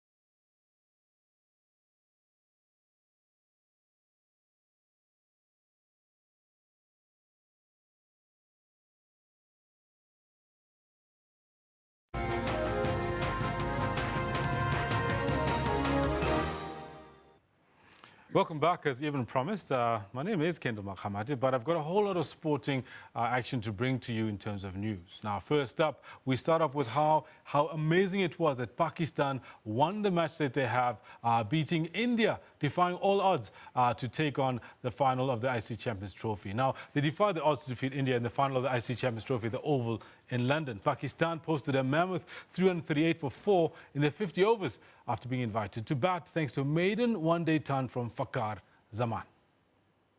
Now, Pakistan's bowlers bundled out the hapless India for just 158 runs, well inside the 50 overs for a stunning 180-run victory. India had won the toss and invited Pakistan to bat first. Azhar Ali pitched in with a half-century at the top of the order, but it was Fakhar Zaman who was the mainstay of their innings. He made his debut for Pakistan against South Africa in the group stages of the competition and brought up his maiden ODI century of just a mere 92 deliveries, as his side were coasting on 182 for 1. Now, the rest of the batters also pitched in as Pakistan scored a massive 338 for 4, the highest total of the tournament. Pakistan's Seema Mohammad Amir gave his side just about the perfect start with the ball. India were in serious trouble on 54 for 5, still needing 285 runs for victory. Even a half-century from Hardik Pandya could not stop the inevitable. Pakistan bundled out the Indians for 158 to claim a superb 180-run victory to lift the 2017 Champions Trophy. Now, with that said, the Springboks also did the unbelievable and won their match against France 2 weeks in a row, taking the series 2-0. Now, after that win, the Springboks, Frans Malherbe and Oupa Mohoje, have been issued citing commissioner warnings for foul play in the second test against France at Kings Park. Now, these sightings are just going to go on their records and they will not be kept from playing. But now, not to spoil a great party, because the Springboks did do the job. The Springboks did do what we all wanted them to do and beat the French 2 weeks in a row, making the last match a dead rubber. Now, with me to chat over the weekend is Jody Hendricks, SABC and RSG Sports analyst. Good morning. Good morning, Kendall. And thanks so much for coming back. Always good being here. Jody, we finally get to talk some good news about the Springboks. Kendall, it took us a whole year, but finally some positives coming out of the Springbok camp. And it just shows you, if you had to compare 2017 to 2016, Alistair got the job 2 months ahead of the series against Ireland. He got the team 2 weeks. Preparation was basically non-existent. This year, he had 4 training camps. He had the guys for 2 weeks in played before the series against France, and it's showing off. 2-0 series win against France with 1 test to go in Johannesburg this week. Not forgetting the boss birada that he had with all those coaches and finally getting it right that all the Super Rugby coaches are on side, bringing new coaching personnel, which I think for me is one of the things that we really need to talk about as well, because he's got Franco Smith, he's got Brendan Fenter, and these are 2 linchpins really in the way the Boks look this year. And again, it showed that we lacked depth, we lacked expertise in certain areas, and we got that now. Franco did a good job with the backline. The backline's finally playing well again. Defensively, I think that's the thing that stood out for me the past 2 weeks, is that last year we didn't chop and change our defensive coaches, and we could see it this year. You know, it's a different story, and I think credit needs to go with the planning to Alistair Coetzee for what he's achieved this year, and it just shows if he had done this last year, we could have had a better 2016. You talk about the defense. I mean, at one point, I think on the screen came up a little flash, a little tile that said 27 phases, 28 phases that we defended and and withstood the French at their best. Yeah, and we all know, you know, once the French start attacking, that's probably when they're most dangerous. We talk about them leaking tries a lot, but when they're on attack, Kendall, they're probably one of the best teams in the world, and the defense stood still. And man on man, that was the thing. Nobody missed a tackle. Man on man tackles were made, and that you know, was probably just as impressive as the attacking rugby that we saw from the Springboks. Yeah, actually, I had a look at the stats. You talk about missing tackles. I had a look at the stats post the match, and it seemed as if we got some 169 tackles. We missed, I think it was 16 or something. So 1 out of 10 tackles missed in a match of this intensity. That is kudos to, yes, the coaching staff, absolutely, but kudos to the players themselves. They stood up and actually wanted to be counted as Springboks on that day. Yeah, I think Frans Malherbe and Franco Moster, between the two of them, probably made 45 tackles. So it just shows that, you know, the flankers who normally make the most tackles in the game, the guys covered for them, and that's what I spoke about, the one-on-one tackling. Also in the backline, remember the backline of the French attacked our backline a lot, and our backline also stood up to that. And I think going forward, I think there's still one or two things the Boks need to tweak going forward, maybe to the last days in looking at the Rugby Championship. But the platform that's been set so far in 2017, I think we can just improve and improve better. And now, would you think anything needs to be changed from this side? I mean, Elton Jantjies was sublime. Elton Jantjies was the general that we expect of a fly half, of a top-tier nation. He stood up to be counted. He slotted his goals. He made the right decisions. He was getting great service from his forwards and his scrummy, and actually his distribution and his decision-making was on point. Look, last year everybody wanted Elton to perform well, and I think he's under pressure as well. Remember, Pat Lambie and Andre Pollard's still going to come back and probably be in the Springbok mix, so he needs to stamp his authority on that number 10 jersey if he wants to be the number 1 fly in South Africa for the rest of 2017. But we've been waiting for him for so long to do what he's been doing at the Lions, to do it.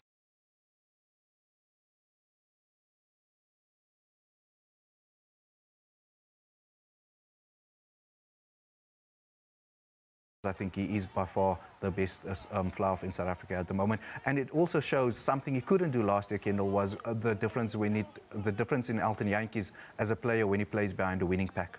Yeah, absolutely. But I've got a sense that the way this team has gelled together, the way they've clicked, the way they communicate, because it was clear they're definitely communicating with each other. From Malcolm Marx to Warren Whiteley. Substitutes that came on, the communication was spot on. They spoke to each other, they made sure they covered each other and worked as a unit. The interaction between forwards and backs also phenomenal. I think probably right up there with the All Blacks at the moment. But also it comes down back to the planning phase. Alistair couldn't do this last year. He basically selected a team and hoped they would win. I don't think any of the Springboks last year in 2016 went out to lose a game, but also he didn't reward form. I think there was no reason why a guy like Courtnall Skosan couldn't play for the Springboks in 2016 and build up experience, and now in 2017 he's got his chance and he's performing well and he looks quite comfortable at home with the number 11 jersey. And I think it's only quite difficult for somebody like a JP Peterson or Brian Abana with 80, 90, 100 tests in the case of Brian Abana to come back and claim the number jersey from you if the guys that are there at the moment are playing like this, Kendall, because Test rugby is about winning your games. So why would you want to change if you are winning? Stick with the same side that did the job for you in the past to Test. Bring in a couple of guys with more experience maybe for the Rugby Championship and take it from there. Win every game as it comes and don't make unnecessary changes. Jules, before I let you go, I need to ask you in closing, just one or two lines about Pakistan crushing India, something that we need to cover in depth, but we can't right now. Phenomenal. I think it's probably a turning point for one-day international cricket, especially if you take that the two, enemies, basically, they don't play in each other's countries a lot. And I think for a team like Pakistan, who's renowned for their bowling, to score 338 in their 50 overs. Against India, and then to bowl it side out like India for 158, that's a phenomenal. And I think I hope they can put this forward going to the World Cup.